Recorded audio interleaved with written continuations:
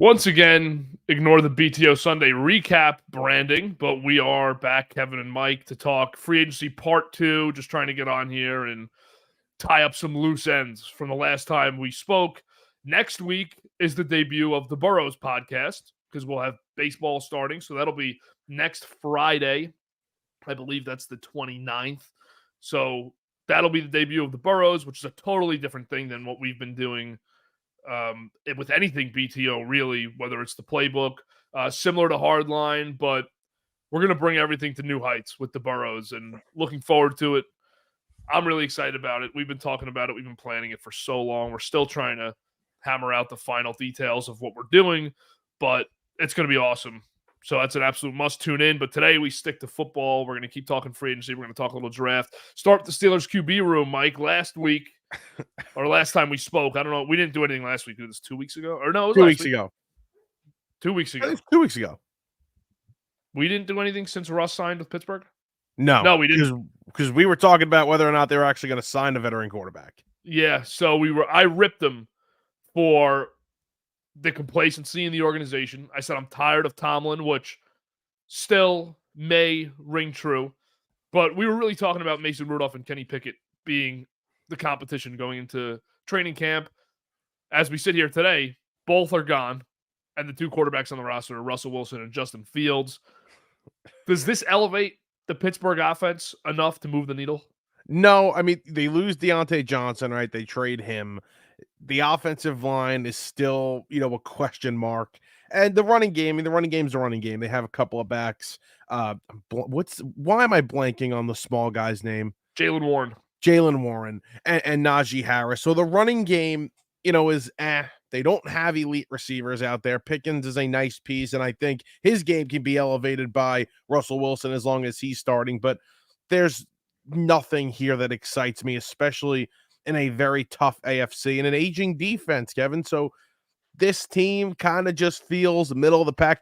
This could possibly be the season where we see Mike Tomlin lose that, over 500 streak that he's had for so long and people talk about. So, and then now you add Justin Fields, and I know we're going to get to that in a minute, but Justin Fields is not the starter on this team unless they're completely out of it early. They have to stick it out with Russ for a little bit if they want to say, and I'll put this in quotes, you want to compete. Don't you want to see what Fields has, though? Because Russ is 35, and he's not going to be the guy that gets you back to a Super Bowl, most likely. I'm not going to completely rule Russ out. Truly, I'll roll it out. Can't do it. And I know you won't do it. But Russ, 35 years old, I want to see what the guy in his early mid-20s has. Former first-round pick just a few years ago. I'd like to see what he's got, especially, you gave up the capital to get him. I know it was only a 6th if he doesn't play, but it's a 4th if he does. I'd be fine with losing the 4th to see if I could do anything with Justin Fields. Or does he learn from Russell Wilson in this? Does this become a mentorship situation? Is Arthur Smith going to be any good for either of these guys? I have absolutely no idea the answer to these questions. No, I don't. We know this organization, right? We know what they're about, the Steelers, and they're an old school kind of organization. They are going to say they're going to try and win. And trying to win would be sticking it out with Russell Wilson for, I think, at least half of the season. And then when you see that you're out of it, which they will be, then you possibly go to Justin Fields and see what you have.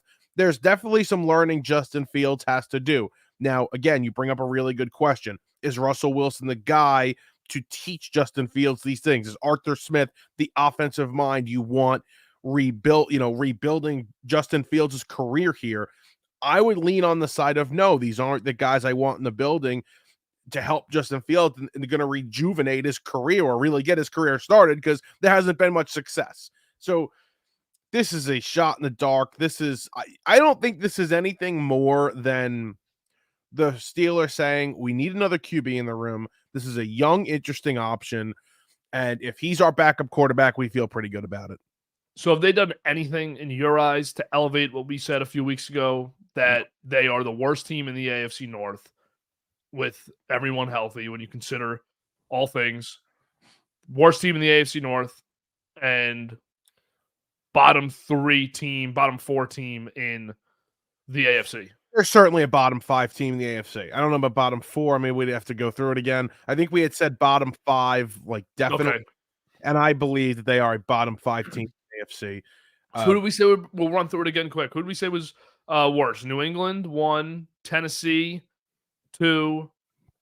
By the way, I think Tennessee could actually be better than them this season. They could end up being better. They're having a nice free agency for as far as adding wins to their team. So, but we said 2 weeks ago, New England, Tennessee, Vegas, Denver, and was that it? That might have been it.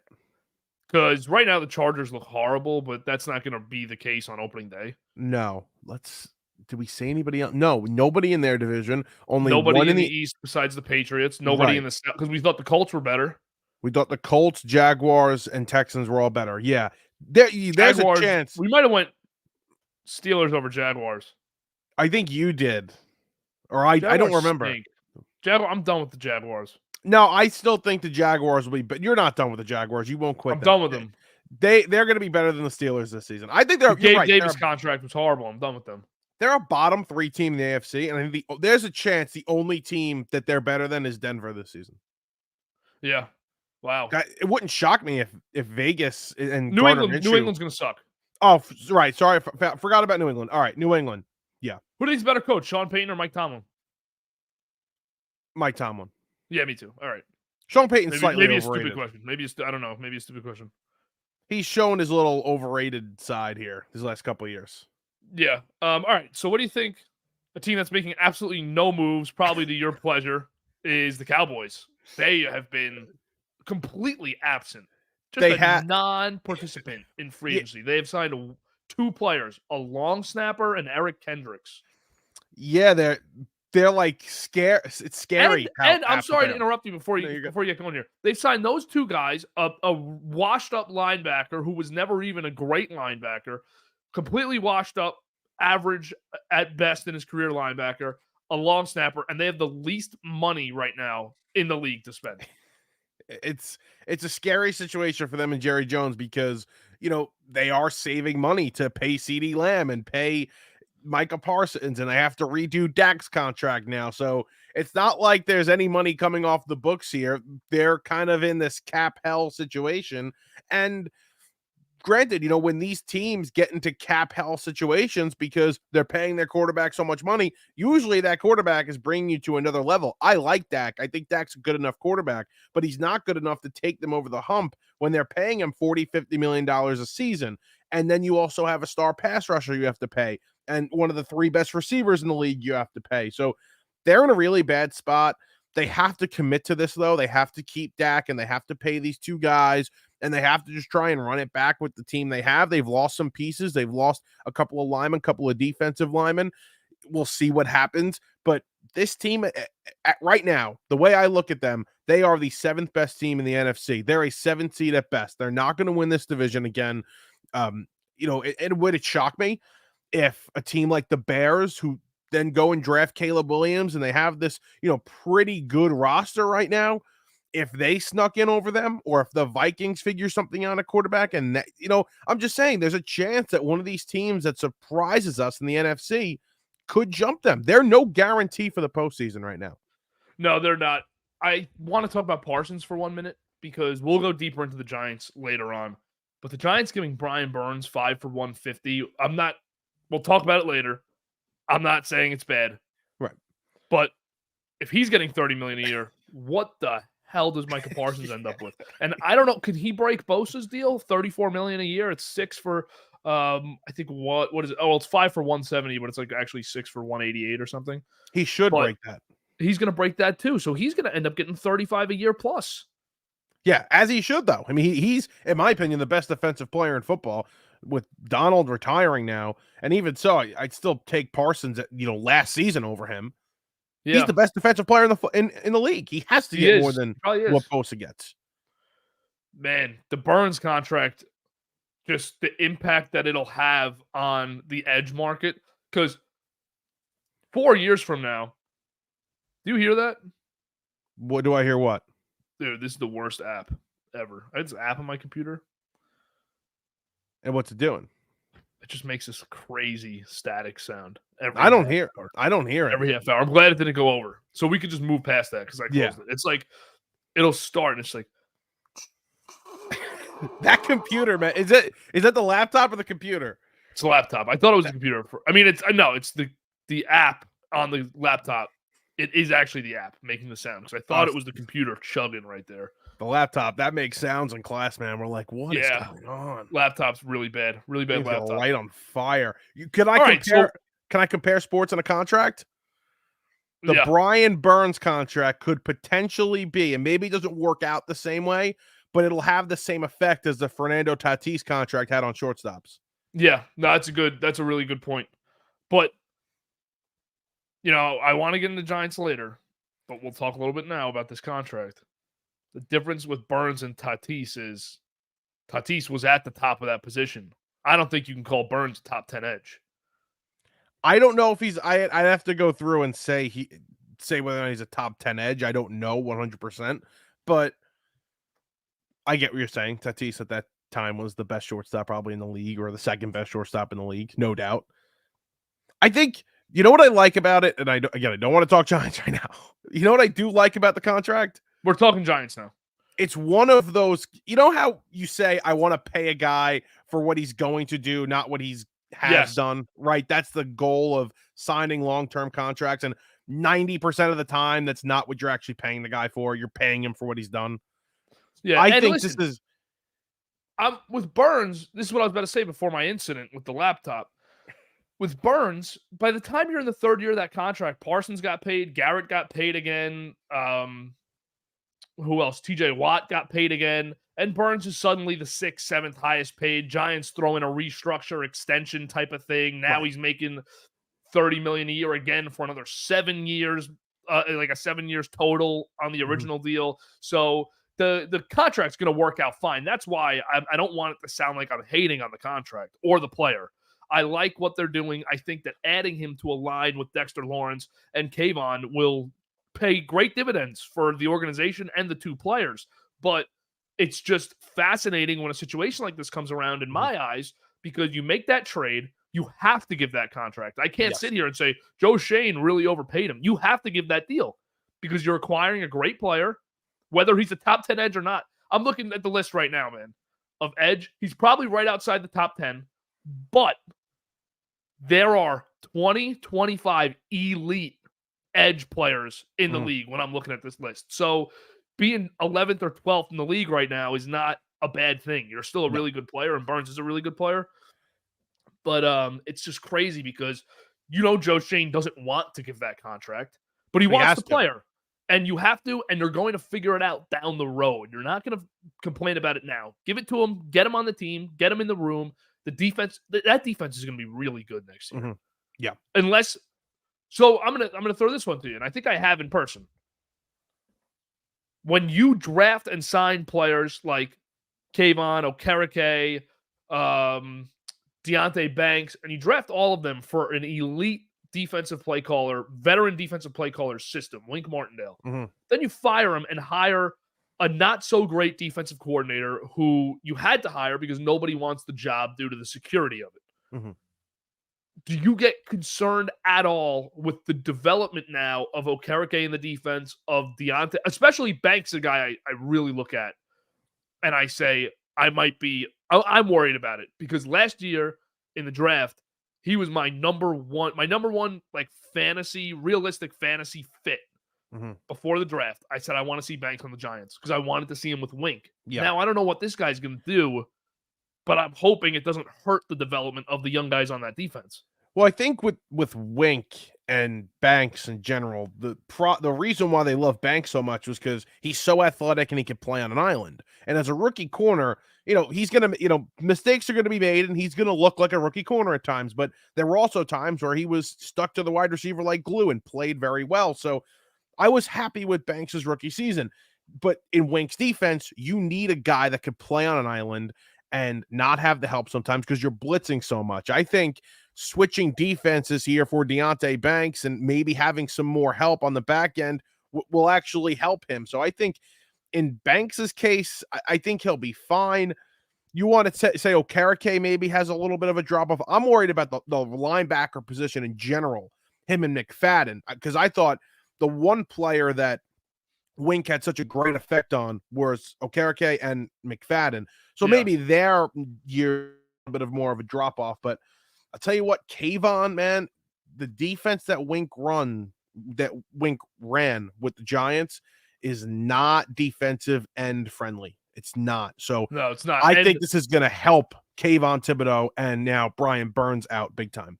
Look back to his time in Baltimore, right? I think that now we can see where was he great and where was he not in Baltimore a few years removed. The linebackers that he produced in Baltimore were unbelievable. Yeah. Unbelievable. But all of them, I thought, had or at least their unit definitely had a drop-off after he left. Still very good, though, because they drafted high at linebacker because I think they understood, they had lost C.J. Mosley, and they went into that transition period, drafted Patrick Queen high, lost Matthew Judon, lost Wink, and they kept filling the position and filling up that safety position. But look at Matthew Judon now as more of an outside linebacker in Baltimore. System's not working for him. He's in coverage all the time. Kayvon was in coverage so many times I wanted to pull my hair out. You don't draft Kayvon Thibodeau going to coverage. You don't, and he sucks at it too. He's terrible. He sucks in coverage. So get him out of coverage. I also would have liked to see them rotate. They don't rotate at all. I understand they didn't have the best depth, but he didn't rotate in Baltimore either.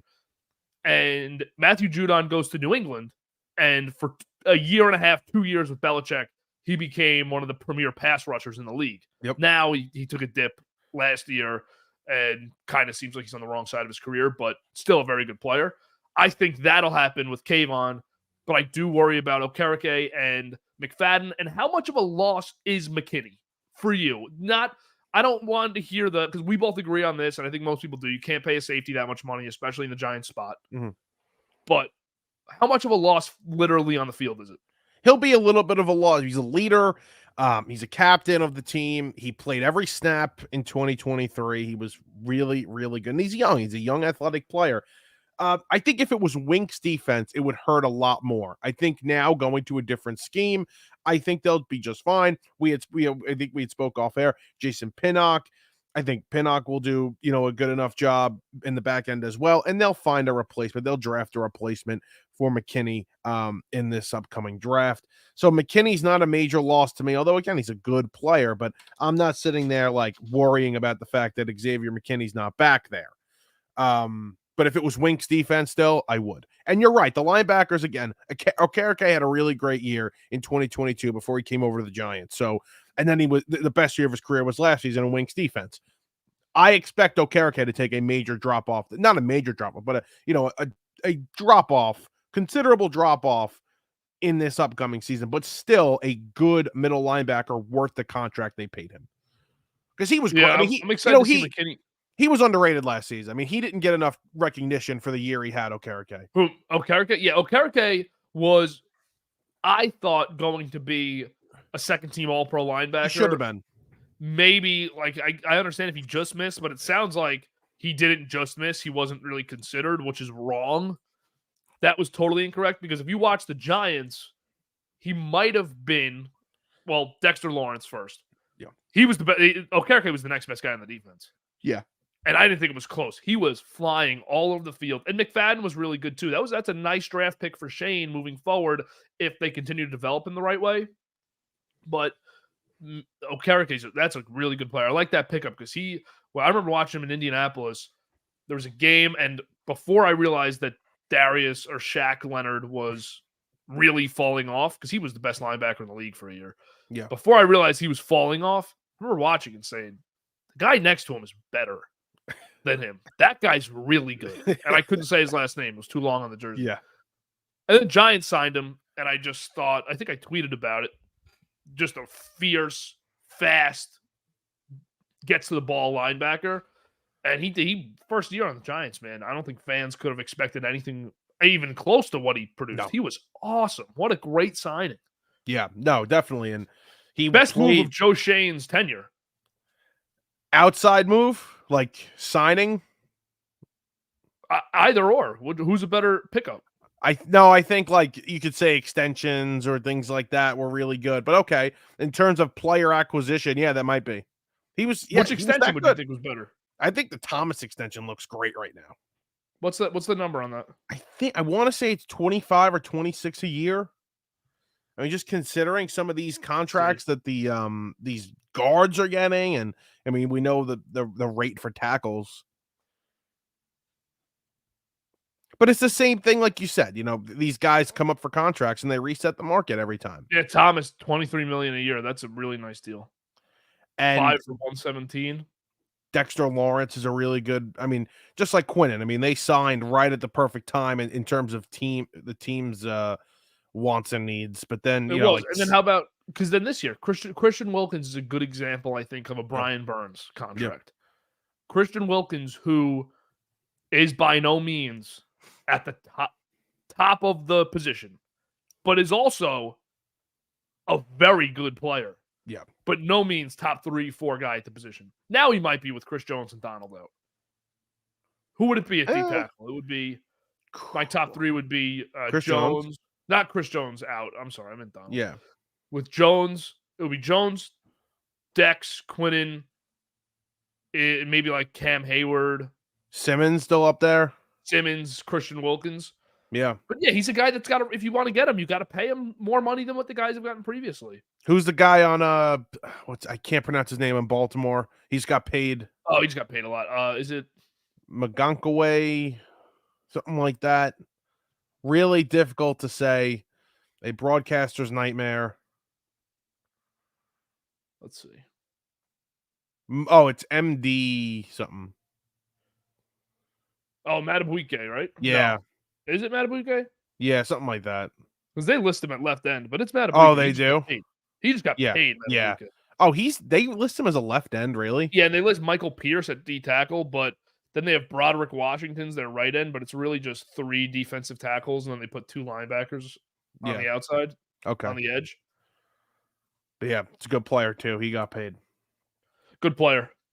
A lot of good defensive tackles out there, man. All right, so we talked a little bit about Quinnen Williams. We'll just go to the Jets since we just talked Giants, get that out of the way now. What do you think of this offensive line rebuild that they've put together, and where else do they have to go? They meet with Mike Williams today. They're probably with him as we're doing this. Meeting with Mike Williams. I didn't think they'd do it. I really did not think they'd be able to rebuild this offensive line, but they made some smart, savvy moves. The trade for Moses is a really good one. Simpson, I'm getting his name right, the left guard from Baltimore they bring in.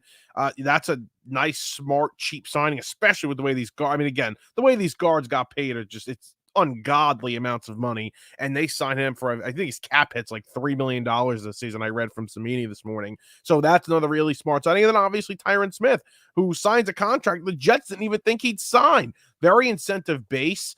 For Simmons, for Tyron Smith, it's going to be about staying healthy. If he's healthy, he's still one of the 5 best left tackles in the league, even at his age. So it's a home run for what, the Jets came into this offseason having to do, rebuild this offensive line. I did not think it was possible for them to do this good of a job just in free agency, and they've been able to do that. Now, I think we kind of agree on where they should go in the draft. They have options now, though. That's the one thing they do in this draft. They now have options as opposed to a couple of weeks ago, like that 10th pick, if it wasn't a tackle, you fire everybody in that organization. Yeah, I understand, too. Tyron Smith hasn't played a full season since 2015. Get that. He has not missed a Cowboys playoff game, and they've been in it almost every year of his career. Mm-hmm. So he's never missed a playoff game, and he's only had 1 serious season-ending injury.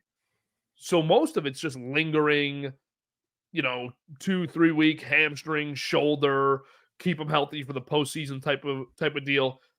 But who in their right mind would have thought this guy ended up with anyone for $6.5 million guaranteed? No way. That is the best contract of the offseason.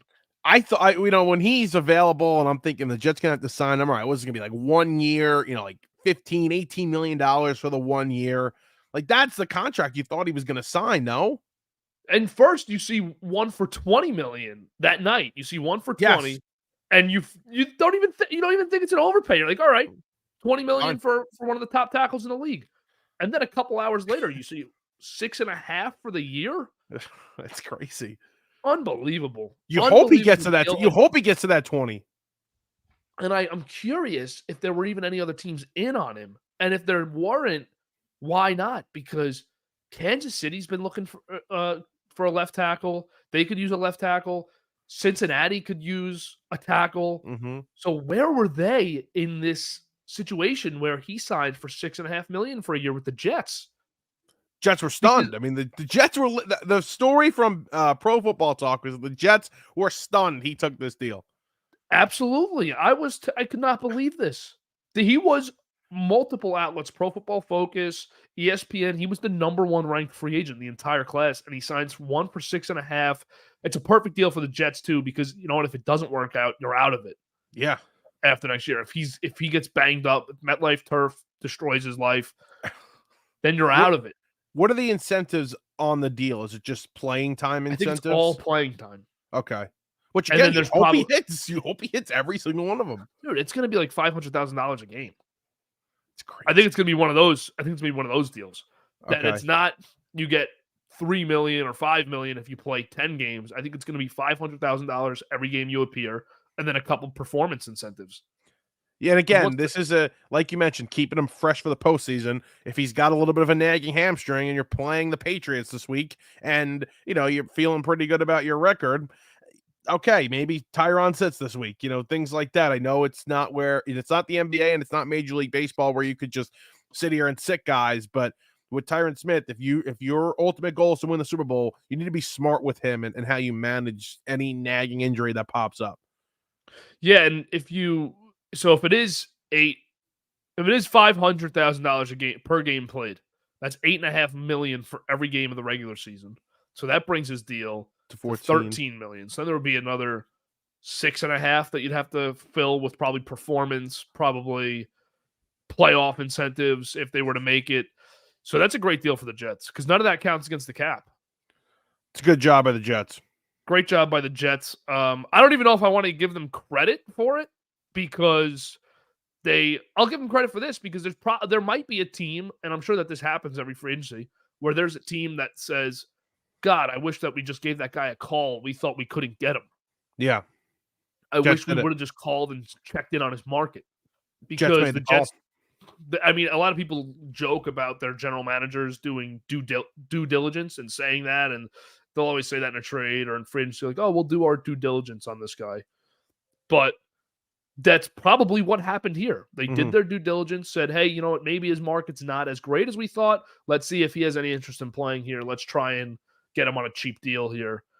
And that's exactly what they did. And now they could end up with one of those guys, Bakhtiari or Donovan Smith, as their backup left tackle, if that's the route they want to go. But they have a meeting with Mike Williams today. We'll get to free agency later. How about the move Minnesota made here in the draft? This was an interesting one because Houston moves out of the first round more than a month prior to the draft. Houston moves out of the first round and says, we're going to stockpile second, third round picks. So the Vikings got the 23rd pick and they got the 7th round pick from Houston, number 232. And the Texans get number 42, number 188, and next year's second rounder from the Vikings. So Minnesota is at 23. Do they move up for a quarterback here? They're moving up for a quarterback. I don't know where they're actually going to move up, but they're definitely going to move up, right? And what quarterback do they grab? Is New England willing to trade out? I believe that New England is going to trade out of this pick. Now, is that where do the Giants move up to that spot? Do the Vikings trade up to that spot and get, Daniel/May? Or do they trade up to 4 or 5 or even possibly 6 with the Giants? Or the Giants want to move back and forego a chance to take J.J. McCarthy and let the Vikings do it? Who the hell knows? But they are going to move up to one of these spots. I feel like J.J. McCarthy is the perfect fit for Minnesota. Okay? I think it's going to happen. I think it's going to be at 5 with the Chargers. I think the first 3, I'm still set on the first 3, man. I'm not buying any of the smoke here with Daniels. Okay. First 3, I think is going to be Williams, May, Daniels. And then Harrison. Arizona's in a tough spot at 4 if they wanted to trade out.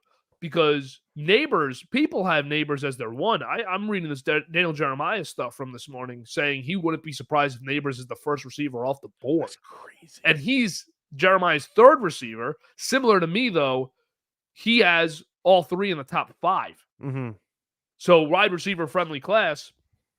Now, would Arizona move back and lose one of those guys? Because their receivers are brutal. It's Greg Dortch. Right. They need one of those guys. They got a brutal receiving core. So I think that the Vikings end up at 5 here, though, and Harbaugh gets to move back, get a few guys in the draft because they need cheap contracts right now all around as they enter this Harbaugh era. And there's talented players down that draft. I think they can go back. They can get a lineman, grab somebody on defense with 12 and 23. 12 and 23, those are great spots for Harbaugh. They need a receiver, though. That's the problem. You can probably walk out of here if you're the Chargers.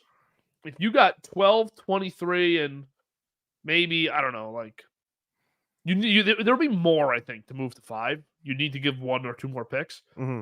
But if they get 12 and 23, pick up a remaining free agent like an Odell or a Hunter Renfrow type of guy. Draft Bowers at 12.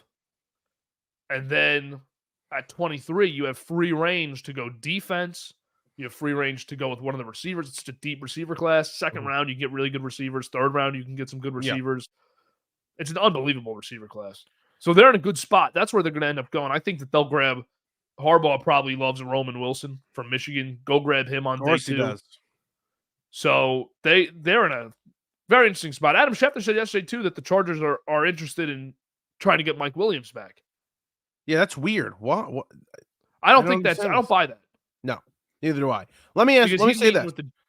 He's meeting with the Jets, Steelers, and Panthers this week. Schefter says the Chargers are interested after getting rid of Keenan Allen, but why would the Chargers get rid of both if they were going to try to bring one back? Right. I understand they wanted to get him on a different contract, but you already took on dead cap to get rid of Williams. Now you're going to bring him back? Now let me ask you this. Let me say this. I think Harrison is enough for the Cardinals, if that's their number one guy, to say, you know what, I don't care about an extra first-round pick here or there. I'm taking my guy at 4. And they traded back last year. They traded back 10 spots last year and missed out on the defensive rookie of the year. So I don't think they'll trade out unless they have, Harrison and Neighbors and Odunze rated very similarly. Now, this is where I think if the Giants wanted to trade up to 3, 4, wherever they had to go to, stop Minnesota from jumping or just stopping anybody from jumping them and getting their guy, the Giants have that 6th pick where if New England wanted to trade out and still get one of those top receivers, they still can at 6. Same thing with Arizona. That's where the Giants do have a little bit of an advantage over Minnesota, that they don't have the extra first-round pick. They'd have to give next year's first-round pick up. But they do have that advantage where they're still able to get one of those guys. And by the way, talking draft for a second, like, Giants have done nothing at receiver. We talk about these great wide receivers. You'd think they have to just stay at 6 and take one. That would be my thing. I think there's a chance you go, if the Chargers don't trade out of that and it's top 3 and there's no trade into that top 3 or top 6 there, let's just say they stay the same. You're going to have the first 6 picks be 1, 2, 3 quarterback, 3, 4, 5 wide receiver, because the Chargers need a number 1 wide receiver. I'm fascinated about how the draft how teams will strategize here, because after the first day of the draft, there's going to be, in the next 50, 60 picks, there's going to be 20 receivers going. It's crazy. It's nuts. So do you wait? Do you take the gamble and wait? Are these guys just way too good to pass up? I think the where Odunze is lacking for these teams is the physicality part of the game, because he's not a physical freak. Mm-hmm. He reminds me of Devontae Adams in a way that he kind of, when he looks like he's running a route, he's running slow. It looks like he's running slow. Yeah. But he's winning. He's winning all of them. So he knows how to run a route. He's great at going up contested catches, even if he doesn't have a height advantage. So he doesn't look like one of those really athletic guys. He's not a big guy in frame, but the other two are freaks. Harrison remember seeing Harrison at the Heisman ceremony? Yeah. No, That guy's a freak. He was as big as the quarterback. He was bigger than some of the quarterbacks. he's a physical specimen. Hey, by the way, how about Lad McConkey? He's at the Heisman ceremony. We're like, oh, who's this guy? Who cares? This guy's like the biggest riser in the draft throughout the entire He's going to be a top 50 pick. These scouts love him. I read a scouting report that said no negatives and all positives. There's not a negative thing that can be said about this kid. I see everyone saying don't let the Rams get their hands on Lad McConkey. Yeah, don't. Can you imagine that trio there? He'd be awesome. Lad. Oh my god. He's the same skill set as Kupp and Nakua. It's insane. Don't. Good for Lad. That guy got asked 2 questions that night. I'd like to see the Chiefs get him. That's what I would like to see. KC, Hollywood. What do you think of that? I like that. I like any talented receiver going there. Like, please, can we just get some receivers there? Maybe not. You might not be rooting for it. I am, though, because I want to see Mahomes still succeed and possibly go for this three-peat. Get some talented wideouts over there to go along with Kelsey and whatever else they got. It's funny the reaction when the Chiefs make that move because everyone's saying Hollywood stinks, overrated. Did you see what they just won the Super Bowl with? MVS, McCole Hardman, Kadarius Toney, Rashee Rice is going to be good. Yes. But now Rice and Hollywood together takes a bit of a load off Kelsey. They'll have some big plays again, finally. I like that. You get somebody at 32, and that for trio with going along with Kelsey feels good. You know Xavier Worthy's going to end up there. You think so? Broke the combine 40 record. I don't think he's another. He reminds me of MVS a little bit. Good burner, no hands. Can't catch. No hands. He got a lot of drops at Texas. Since we're still on the wide receiver, you're gonna love this. Before we came on here, I'm on Instagram and I saw Chris Sims post his top 5. Oh my god, dude! And I wanted to bring this up, and I didn't want to bring it up before we started recording here. What did you think of that? I mean, if you have the list, this guy, I don't have my phone in front of me, so I have it right here. All right, you read it. Malik Neighbors 1, which valid. Honestly, he's great. Okay. Any of those 3 guys, I'm cool with at 1. I'm not cool with the Doomsday at 1. Neighbors is enough of a physical specimen and freak, and he's so fast and explosive that I'm cool with you dropping him at 1. Neighbors 1, Brian Thomas Jr. 2, Harrison 3, a Doomsday 4, and a Roman Wilson 5. Can you tell me about, because I don't know enough about Brian Thomas here. Can you Thomas? What is he? I'm starting to think Brian Thomas is a top 12 pick. Okay. I'm gonna do another mock draft. It's gonna come out on Monday. Brian Thomas, I'm starting to think is a top 12 pick, but he's one of those 6'3", big frame, kind of a Metcalf type, but I think he's a little bit less athletic, better route runner. But Brian Thomas he was the physical red zone monster at LSU. He could end up being if he ends up on one of these teams with a quarterback, he'll be the rookie of the year. If the other guys end up on teams without quarterbacks. So at 10 here for the Jets, where maybe those 3 receivers are gone, maybe they don't want to use the 10th overall pick on a tight end. Does Thomas come into play at 10? Absolutely. I think if you took Thomas over Bowers, I wouldn't even be upset with you. If you had him as I'm not gonna forget drafting because receiver position value is higher than tight end, so I shouldn't have said that. Mm-hmm. But if you have him over Bowers on your board as a weapon, I wouldn't say you're wrong. Okay. He is that much of a red zone freak. I just think he's going to be awesome, man. Is he the consensus fourth receiver in the draft? Like, there's no doubt in your mind he's my 5th guy. But I think he might be my 4th by Monday. We'll see. Who's 4th right now? Devontae Walker from UNC. Okay. Who's not high on a lot of people's boards. Yeah. But he's a good freak, though. downfield He's a guy. freak, though. He's shifty. I think Thomas is better, but I haven't changed it in 3 weeks. I got to watching Thomas 2 weeks ago. I really got to dive in and watch Thomas. Okay. Because you watch the LSU stuff and it's all neighbors. Yeah. So that's where I was with them. And then I watched a lot of Devontae Walker. I spent a lot of time watching just ACC receivers. Mm-hmm. I like to try to go by conference. But then Brian Thomas I almost omitted because I watched him a lot live. And then I watched enough neighbors to see Thomas. But now I dove into Thomas and I'm just like, this guy's sick too.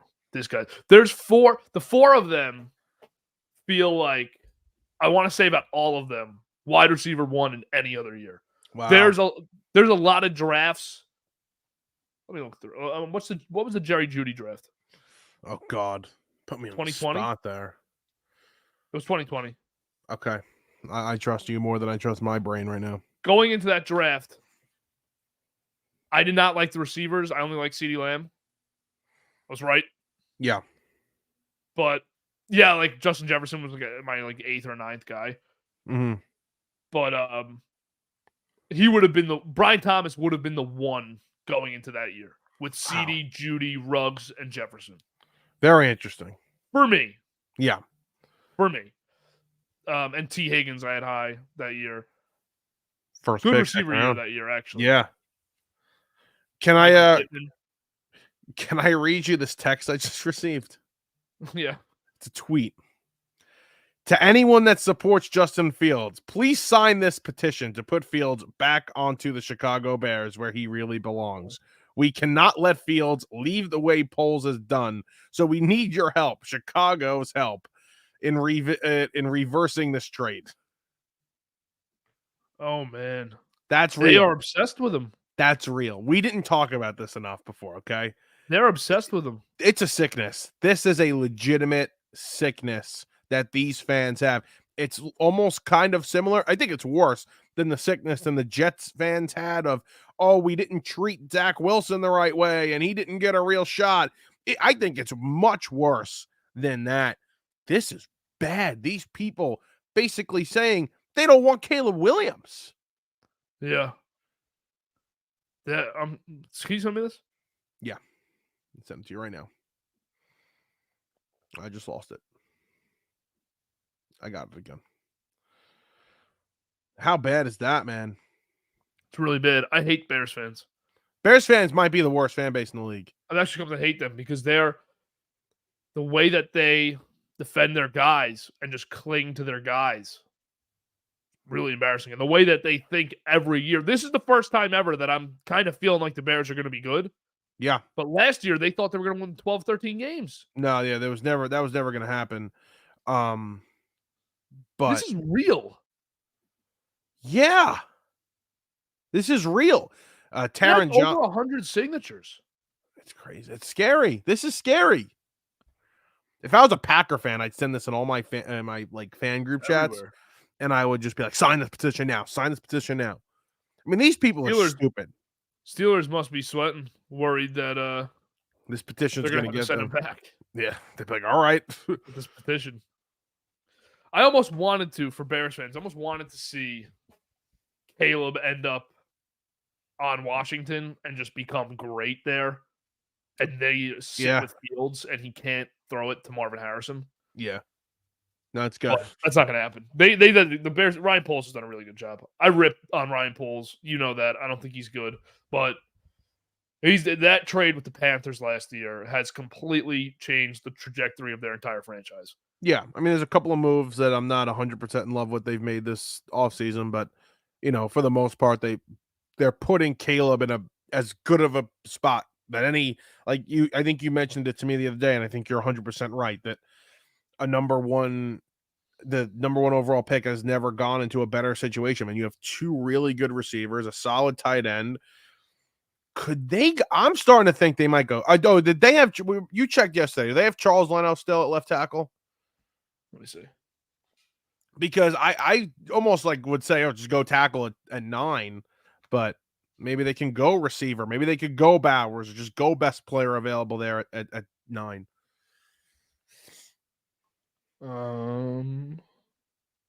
Braxton Jones, left tackle. Yeah. Let's take the quick deep dive. It's gonna be a shallow dive on Braxton Jones. A shallow dive. Because if you really want to put your rookie quarterback in the best situation, you gave him the weapons already. Now surround him. Put the wall in front of him. Like the Jets did with Rodgers. Put a wall in front of him. All right, 724 snaps. Braxton Jones allowed 2 sacks, and he had a 68 overall PFF grade. Not bad. So that's a nice 9 penalties, tied for 11th. All right, Braxton 24 Jones. years old. Let's go.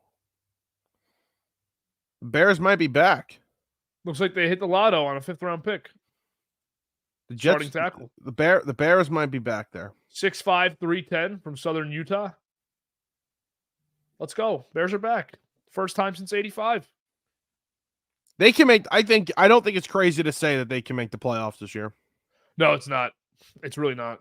3 teams from the NFC North. Yeah. Vikings. Packers, Lions. Packers, Lions, Bears. All. But here's what I think's going to happen with the Bears this year.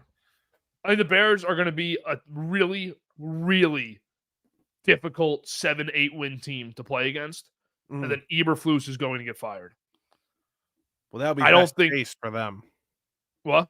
That'll be best case for the Bears. Yeah, I think you'll see. All right, Caleb Williams is very good. The pieces are here on offense. The defense is still giving up 25, 30 a game. Eberflus has to go. He made a couple questionable clock management decisions, whatever the case may be. Shane Waldron doesn't really seem to be the guy that is going to long-term keep Caleb as a star and really develop him into a star. So I think they go and get a guy like Kingsbury or Zach Robinson if he's good this year in Atlanta, or dare I say Mike LaFleur with the Rams. Yeah, next. So they're going to end up with one of those guys from that tree of McVay, Shanahan, whatever, and Riley. Try to win some games the year after. They're entering a 4-year window of you could win a couple playoff games. Dare I say? Say it. Dare I say? And win a Super Bowl? They can win one. They can win one in the next 4 years. Yeah. A lot of work to be done, though, on that defensive side of the ball for the Bears. A lot of work to be done. But this Justin Fields stuff has to stop. And it's going to stop the second Caleb hits a field and completes a pass over the middle. It's going to stop. They'll be like, wait, you're allowed to do that as a quarterback? You can throw between the hashes? That's crazy. Can't wait. You're allowed to get the ball out quick? Can't wait. I had to wait 3 seconds. God, what else do we have on the agenda today? It's bad over there. How about my Falcons, dude? Yeah, dude. Our Falcons. Our Falcons. We love the Falcons here. I'm pumped about the Falcons. I think they're the 4th best team in the NFC. All right. Who are the top 3? San Francisco. Lions, Niners. San Francisco. Philadelphia. Green Bay. What? So I'm not saying those are bad top 3. You think that the Falcons are better than Detroit, LA, and Dallas? Dallas? Yeah. I don't think they're better than the Rams. I think the Rams are going to be the best. I think they're my 1. So we can get funky here. With really? I think the Rams are the best team in the NFC going into next year. I think they're very interesting. That's my way early Super Bowl pick in the NFC is the Rams.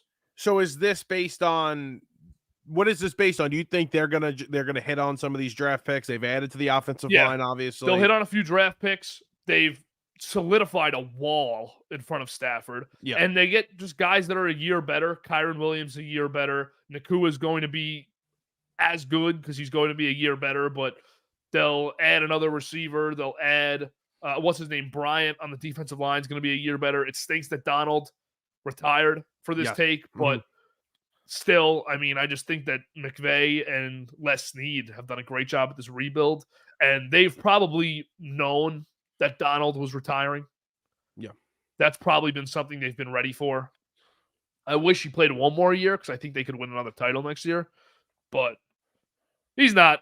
I like the Packers, too. I've liked their offseason. What do you think of the Josh Jacobs, A.J. Dillon backfield? Don't like bringing Dillon back. Not a fan of that. I think he stinks. Yeah, he's slow. He's not Yeah. ideal. He's not the ideal, like, I'm not saying Jacobs is slow, but I would have liked a nice burner kind of receiver type back to come out of the backfield alongside Jacobs. It's fine. I mean, I'm not gonna overreact to a running back room that has a really good running back in it, so that's fine. The receivers who have been, young and they're now developing along with their young quarterback who's turning into a stud. I mean, he is a stud in Jordan Love. I love that part of it. And their defense has gotten better this offseason. You add McKinney, that's a huge piece. They fire Joe Barry. They hire the head coach from Boston College to be their Yeah. DC. I think this is a team that is going to just mature on offense. They have a really good coach, and defensively, I think they've gotten better and added the pieces they needed to. All right, Gabe, in our comments, per usual, overrated weapons there in Atlanta. Your response, Mike, about your team? Yeah, I like London a lot. We had spoke about London, a couple weeks ago, and we speculated whether or not Kirk Cousins was going to actually go there. I think the Mooney signing is interesting. It just shows that the Bears do not value their talent, and other organizations do, and they pay Mooney. Whether you want to call that an overpay or not, it probably is, but it shows that their weapons are valuable. Kyle Pitts, he needs to be, like activated here. They need to figure him out. Can he be figured out? We'll see. Bijan Robinson's a legitimate running back. They have a nice 1-2 punch there. The offensive line's solid. They're able to run the ball. Gabe, you might not be wrong. Could they add a Brian Thomas, a Malik Neighbors, whoever falls to 8 there? Could they add that guy at 8? Possibly. I'm guessing Gabe would agree with possibly adding one of those big time weapons at 8 that falls to them.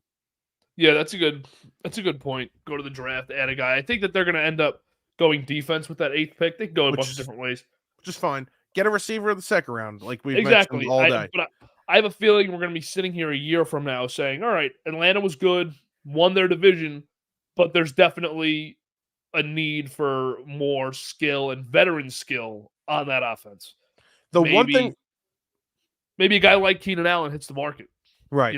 Has a year in Chicago, hits the market, and then Atlanta, that's the type of player I would like to see them pounce on next year in their receiving corps. One of the things that that gets me to saying Atlanta's 4, because by the way, I like the Rams take, and they could very well go to the Super Bowl and represent the NFC. We know how they play against Kyle Shanahan and the 49ers. I think there's a chance they could be better than Philadelphia and Dallas, whoever comes out of the East. The one thing about Atlanta, though, when we're comparing them to a team like the Lions, who, when I say Atlanta's better than the Lions, I get backlash. I think their defenses are very similar. I don't think the Lion defense, it's definitely not anything you say, oh, wow, that's a really good defense. You don't say the same thing about Atlanta, but they're kind of similar. And if you go back and you look at some numbers last season, Atlanta had a better defense than them. They're a middle of the pack defense that will get better with Raheem Morris. They're a defensive mind, a really good defensive mind at that.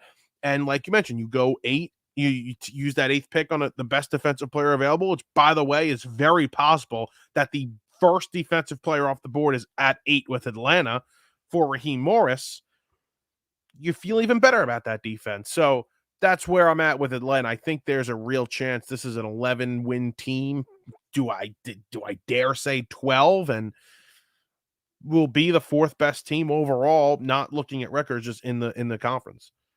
Yeah, it's good summary there for your Falcons. And we're high on Atlanta. I'm high on Kirk there. I still feel the same way I feel the last few weeks. That's by far the best team in their division. Could win a playoff game or two. I want to ask your opinion on Philly. On Philly, I think Philly's just the coordinator hires alone made them a lot better. Mm-hmm. Kellen Moore and Vic Fangio. Getting Barkley, how much does it move the needle for me? I don't know. But the defensive moves were big for me. Getting Huff, getting Gardner Johnson back was the most significant one. Mm-hmm. I don't know how much Barkley moves the needle for me, man, because they have had a good running game with these Band-Aid kind of running backs. Miles Sanders, DeAndre Swift. They've ran the ball well with them. I just didn't think the coordinators did a good job. The play callers, Sirianni included, did a good job of maximizing their run game last year. There were a lot of games. The Jets game comes to mind. The Buffalo game comes to mind, which ended up being a win, where they didn't run the ball late with leads, and it killed them. And I thought that was not an issue with their offense, the running game. Right. They tried to throw it a lot with Hurts. I don't think Hurts is that quarterback. Where I think Hurts is great. I don't give him, I don't knock him down because of an underwhelming year last year. I thought there was so much more at play than his performance, but I don't think Hurts is the guy that throws it 40 times a game regardless. I don't think he's an excellent passer. No. Yeah, I think with Hurts, I think with the Barkley signing, I completely agree with everything that's said about their running game. Their offensive line's great. In years prior, their scheme had been really good, and they're able to run the ball with whoever. Last season, it wasn't. The coordinator hires help, but I think Barkley takes a lot of pressure off the quarterback.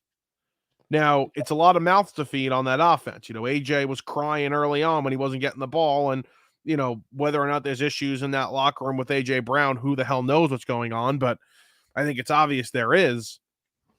Either way, it takes the pressure off a lot of these guys, including Jalen Hurts. So I think that's what moves the needle. Their problem defensively last year was the secondary. And you add Gardner Johnson, fine, but you still have Bradbury there, who's up in age, right? Bradbury's still there. Slay's still there. He's up in age. So they have a first-round pick. That's going to have to be a corner, right? I mean, they're going to have to take a corner with that first-round pick. They need to get a little younger and more athletic at that position. And I don't know if they fix their major needs. Of getting a pass rusher obviously helps the secondary, but how much does Huff? This is what's odd to me is they added at positions that were already successful. Yes, their two biggest adds were at positions where they've done well with the guys they've had. Right. It's not supreme upgrades. My thing with Barkley is the games he plays, he's going to be a huge difference in game planning for opponents, and that's a top 5 back compared to DeAndre Swift, who's running well because he's behind that line. I just don't think he plays enough games. I don't think he's a good enough blocker. And I've always thought I mean, you won't be upset about this, but I've gotten a lot of Giants fans upset about this over the years. I've always thought Barkley was overrated when it came to the gritty yards. Oh, you're 100%. All right, late fourth quarter, we got to run between the tackles here, and you got to get us 3 yards. You got to get up the middle because he does way too much dancing behind the line. He changed that a little bit last year because he's lost a step in open field running. He's absolutely lost a step or even 2. Barkley's great though. He's done this. He's only done this, whether you want to say this is an offensive line problem or not with the Giants over the years. The amount of times I've seen him do exactly what you've just said, where, all right, let's get 4 or 5 yards, keep moving the sticks. We're going to run the ball, try and ice this game out. The amount of times he's been able to do it, I could count on my one hand. And the one game that just comes to mind is Washington 2 years ago when they need to win, coming off the bye. They were coming off a loss. They went to Washington, and he played really well, doing exactly that. But you're 100% right. Going in between the tackles and getting those couple of yards, not good. And they're going to need that. When they're up in some games, they're going to need them to do that. That's one of my nerdy things about when I've watched old games. I watched thousands of old NFL games from before I was born. And that's why, Emmitt Smith, he's the all-time yards leader, but he really is, from what I've seen, the greatest back of all time. He's running behind a great line, but Emmitt Smith, if you watch a Cowboys game where he got 25, 30, 35 carries, never lost yards. And when it got to the big moments, he always got you 4 yards a carry, right up the middle, right behind the center. He always got you 4 yards a carry. So that is the skill set that I never thought Barkley had. Frank Gore is the greatest example ever of it. Frank Gore was he never went outside a tackle, ever. Always right up the middle. And got yards. Second or third all-time in yards. I know it's because he played 85 years. But it's that's what I don't think Philly's getting with Barkley. I think you're still in a spot where you've got to find another back to rotate those gritty yards with. You need a guy Trying to think of guys who do it well in the league right now.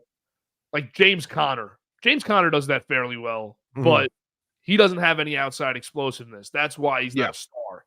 The outside the home run ability makes you a star, but when you pair it with that gritty yards ability, then you become an all-timer.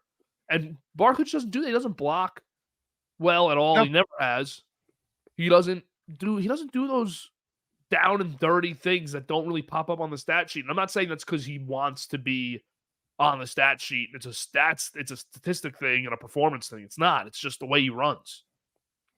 Yeah. I don't know. I'm happy he's gone. How about that? Happy he's gone. It's better I think the Giants, a big win for the Giants this past week is the fact that Shane and Dable have their own team now and their own identity. I thought Barkley, even though Dexter Lawrence is a draft pick of Gettleman and Thomas is a draft pick of Gettleman, Barkley, it was always inevitable that he was going to leave at some point and no longer be on the team because of the nature of the running back position and just the way that they were going in their direction. But I thought that, not to get us fired up about the draft pick again, but that being Gettleman's first draft pick and a huge splash, taking a running back at 2, I just felt he was always so much more tied to Gettleman than these guys are to Shane. And it's just nice to get the face of the Gettleman era off the team for Shane and Dable to now move forward with what they want to do. It's a page turned. It's like a chapter has ended. And now we need the next chapter to end next year when Jones is eventually cut after the year's over. But yeah, you're 100% right. And how about just investing in the offense and defensive line, which Gettleman never wanted to do? It was premium picks. Never wanted to do it. And now the Giants are doing that. That's big. Let me ask you this. Do you think the Jets are going to sign Mike Williams? No. You don't think so? I do not. I think the Panthers will come in with a gross overpay because they still have money to spend. The Jets have to get cute with the contract, and they have to do you get to play with Aaron Rodgers thing, which, listen, if Mike Williams is trying to extend his career by 5 or 6 seasons, it's a great argument. You want to play 1 year with Rodgers, or do you want to play a year with Russell Wilson or Bryce Young? Yeah. Your call. And we're going to give you half the money they're going to offer you. We're not going to give you more than a year. So I don't think it's going to happen. I don't rule them out of it. I think Pittsburgh is in a spot. A good sell. Pittsburgh's the team I think will end up with Mike Williams. They have the 3rd meeting of the week, which means they will know what other teams offered.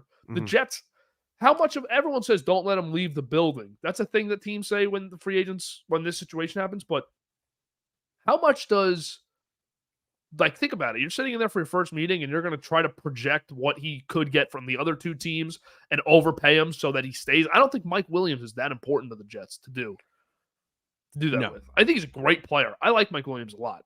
Very good receiver, and he'll complement Wilson nicely. But gotta stay healthy. Do you think he's going to end up there?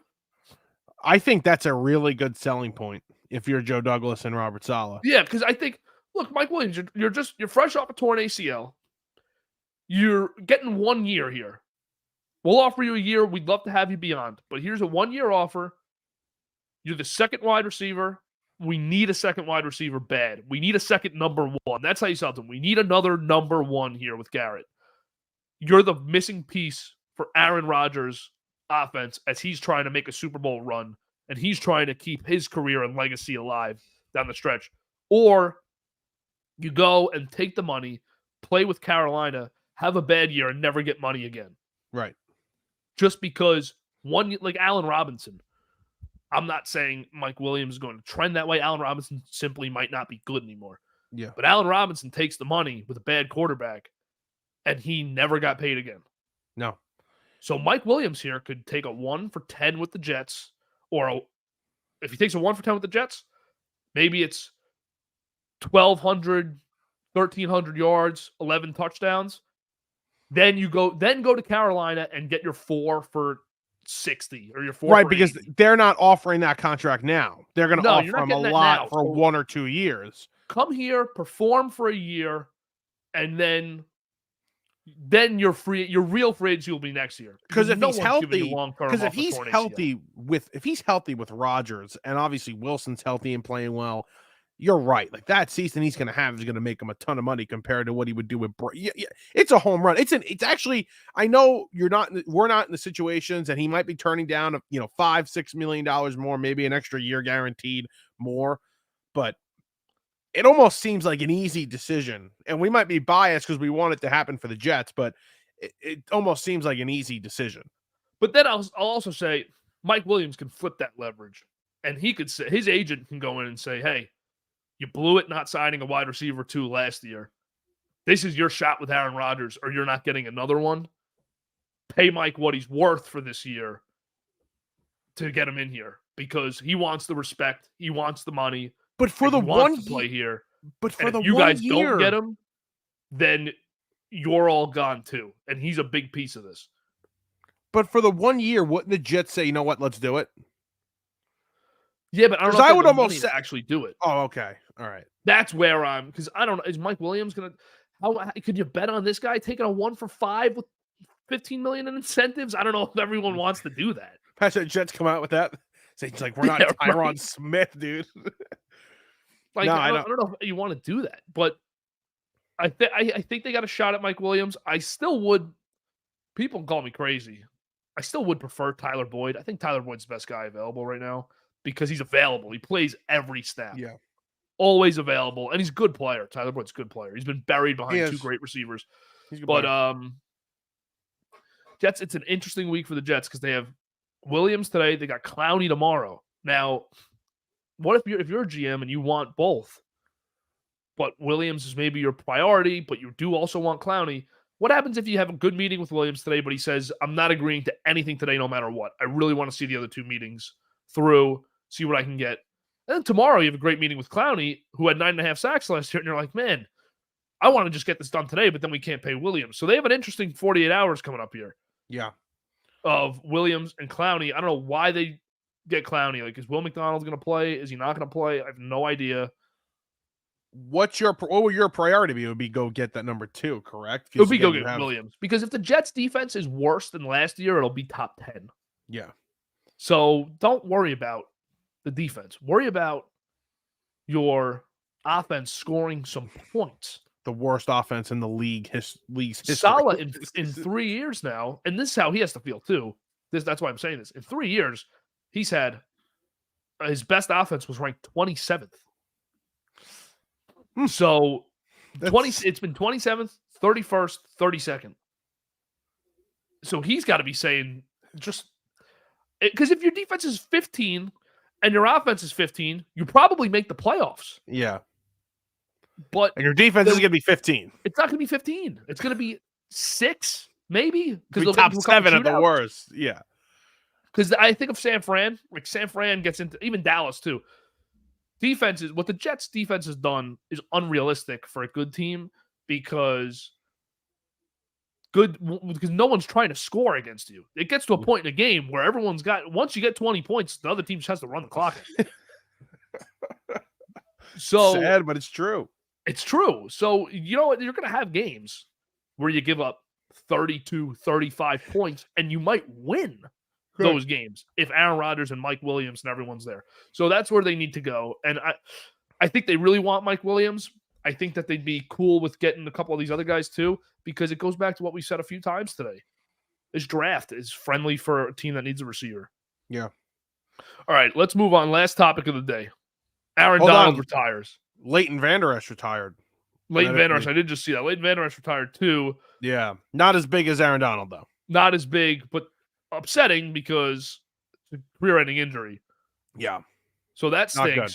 That stinks. Cowboys, that's why they signed Kendricks, of course. Yeah. But Cowboys in shambles. Vander Esch, great start to his career. Looked like him and Jalen Smith were going to be the next great linebacker duo. And it just didn't work out. With the 2 Injuries and stuff got to them. Let me say this, McDonald, okay? Aaron Donald's a great player, Hall of Fame player, one of the best defensive players ever. If the NFL social media account ever posts one more time, is this the greatest defensive player of all time? Yeah, that person's going to be fired. Fired. That's a really bad one. Is this the best player that we've seen? Yes. This is the best defensive player we've seen. For me, it's 3 names for best defensive player that we've seen. It's Donald, Ray Lewis, or Ed Reed. Yeah, I would go. I think Donald is You that think it's dominant. Donald? I think it's Donald. Okay. No And that's reason fair. about it. I don't know where I would even go. The 3 of them are just all unbelievable. Right. But Donald, what a career, man. Yeah, he gets the What a Super Bowl a career. couple years ago. He changed the position. He did. He changed that position. Look at And this he gets this group of defensive tackles Yeah. now that succeeds him. Mhm. And they're guys, I mean, Quinnen Williams, Dexter Lawrence, Chris Jones, Christian Wilkins, Cam Hayward, they all play all over the line. They can move to that inside edge spot. They can stay inside at tackle, and they dominate from all over. And that's how you see the guys coming up through college too, and through high school. He changed the entire position of just the entire concept of interior pass rush. Now these guys are athletic. Now you actually get that elite pass rush from some of these guys. Yeah, he's unbelievable. I don't know if we could go through our top 5 right now of greatest defensive players of all time. Is he in that top 5? Is he in that top 10? Please don't call him don't ask the question. Is he the best though? He's not. He's not. Yeah, because he's just not. He's not. We talked about 2 guys a couple weeks ago. He's not those guys. No, you got Taylor, Reggie White. I still think Dion's better. So many guys. But Donald, great player. I mean, I played defensive tackle at the sort of level Donald did in Nassau County high school football. And I mean, just growing up and legitimately playing the same position as he did, it was always just insane to watch him. So he was one of my favorite players in the league growing up playing it, and trying to see if there's anything I could do that he could do, which is a lot, by the way. But yeah, it's pretty much the same athlete. Yeah, exactly. But he's a freak. He's a freak athlete, and congrats on a great career. And he retires on top. Leaves with his health, leaves on top, leaves with a ring, couple defensive players of the year, 8-time All-Pro selection, 10-time Pro Bowler, all over 10 seasons. That's the only 2 players to ever do that with those Pro Bowl numbers are him and Barry Sanders. Both played 10 years. Wow. So that's a first ballot Hall of Famer who leaves at the top of his game, at the top of the league, and only 2 years from winning the Super Bowl and making the game-winning play in the Super Bowl. I mean, that's just the type of stuff that you look back on, because think of the guys you could look back on 30 years ago and you look back today, but that's going to be Donald in 30 years, where he did everything. You'll see the triple team pictures. You'll see the triple teams. You'll see the play of him taking Burrow down in the Super Bowl. You'll see his Pro Football Reference page where it has defensive player of the year, first team All-Pro every single season. Yeah, that'll be 5-6 years from now when he's doing his Hall of Fame speech. That stuff will all come back, and we'll just be like, man, he was the greatest player. And you know what? He didn't really have any controversies throughout his career. No. There was no off-field, played with one team that drafted him, stuck with him for 10 years, won them a Super Bowl, was the best player, maybe the best player in Rams franchise history. That's possible. That, I think, would be a good question. Accurate. Him and, ironically, same position, Deacon Jones was one of their greats. Probably the greatest player. Dickerson, Marshall Faulk. But I think Donald's probably the best of the group. Hey, good career for Donald. Yeah, storybook career for Donald. Congrats, Aaron Donald. Congrats, Aaron. Big time. All right. Any final thoughts? No final thoughts. Excited for... Listen, I've been doing like a crash course on March Madness here these last 24 hours. Most checked out I've ever been in a college basketball season. So I'm excited to listen to you tonight on the WRHU March Madness show. Yes, I'll be on there, and we'll hear your wonderful feature segment. Yeah, that was great. That's good stuff. 15-2. St. Peter's back in the tournament, man. That's huge for the locals. Let's go. Maybe they take down Tennessee. All right, man. I'll catch you next week for the Burrows debut. Can't wait, man. Can't wait. Make sure to follow everything PTO Media, and have a great rest of your week.